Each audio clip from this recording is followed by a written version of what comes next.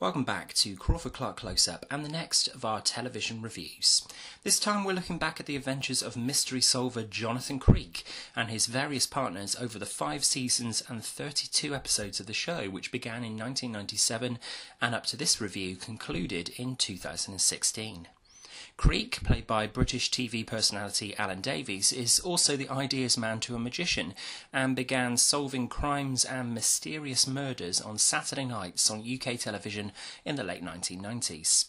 The series themselves have become a staple of UK television drama over the years, and endless repeats of the episodes regularly appear on spin-off channels on UK TV dedicated to this genre. As the series is now over 20 years old, we decided to watch every episode of the show and rank our 10 favourites of the 32. Before we start our ranking, here are some honourable and dishonourable mentions.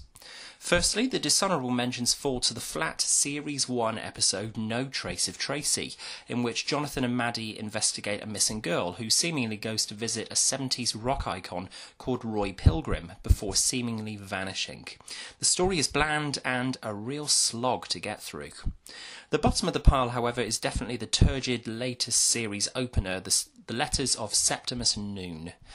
Jonathan, now married to the increasingly irritating Polly, must abandon his new job in an accountancy firm to solve a mystery of a woman killed in her dressing room at a theatre, whilst also trying to decipher a number of old letters kept by Polly's late mother. The solution to the mystery is handed to audiences on a plate, and it's certainly not the type of Jonathan Creek story viewers had enjoyed over the first 4 seasons of the show. Now to the honourable mentions, and just sitting outside our top 10 are some solid episodes from Season 2, Time Waits for Norman, about a man potentially leading a double life, and Series 3 Episode 4's mind-bending Ghost Forge. Now let's take a look at the episodes that made our top 10, beginning at number 10 with the opener to Series 4, The Coonskin Cap. With Caroline Quentin's brilliant Maddie Magellan having left the show over a reported bad working relationship with Alan Davies' lead, we now have Julia Sawala, a television reporter, reluctantly teaming up with Creek to attempt to solve the mystery of a serial killer wearing a Davy Crockett hat who strangles people named after flowers. This is an engaging hour of entertainment that reminds us why audiences fell for Jonathan Creek. At number 9 we have the Christmas special following Series 2, which is usually found near the top of most fans' favourite episodes, Black Canary. The feature-length episode sees Creek and Magellan investigate the sudden death of a retired female illusionist who dies in mysterious circumstances. It's an episode with plenty of twists and turns, and the debut for the late Rick Mayall's far too underused D.I. Gideon Pike. At number 8, we return to the premiere season of the show and the final episode of that season, The House of Monkeys. Jonathan and Maddie are called by one of Jonathan's mum's friends to explain how her husband could be killed in an hermetically sealed room with no perceivable way in or out. Contender for best line ever from Jonathan? In response to one of the monkeys flipping out and trying to attack him before meeting its maker, he just went apeshit. Gets me every time, what can I say? Coming in at number 7 is another Series 4 episode, the unassuming Seer of the Sands. A man who has spent much of his life trying to prove the existence of the spirit world dies in a boating accident before his body disappears completely. It's an atmospheric episode of the show which works really well on repeat viewings. Sitting just outside the top 5 at number 6 is The Judas Tree, the first episode in our 10 to feature Jonathan's third successive crime fighter, Sheridan Smith's Joey Ross, also stars Paul McGann. It's a supernatural episode once again, where a housekeeper recruited to work for crime writer Hugo Dore becomes embroiled in a Victorian murder mystery.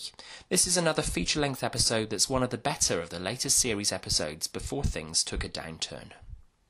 We enter the top 5 with the episode that precedes our number 6, The Grinning Man. One of the most unnerving mysteries in the history of the show, Jonathan and Joey must investigate an attic room in a mansion that has taken a victim every night that someone's decided to sleep in there. The less said about the creepy-ass portrait in the room, the better.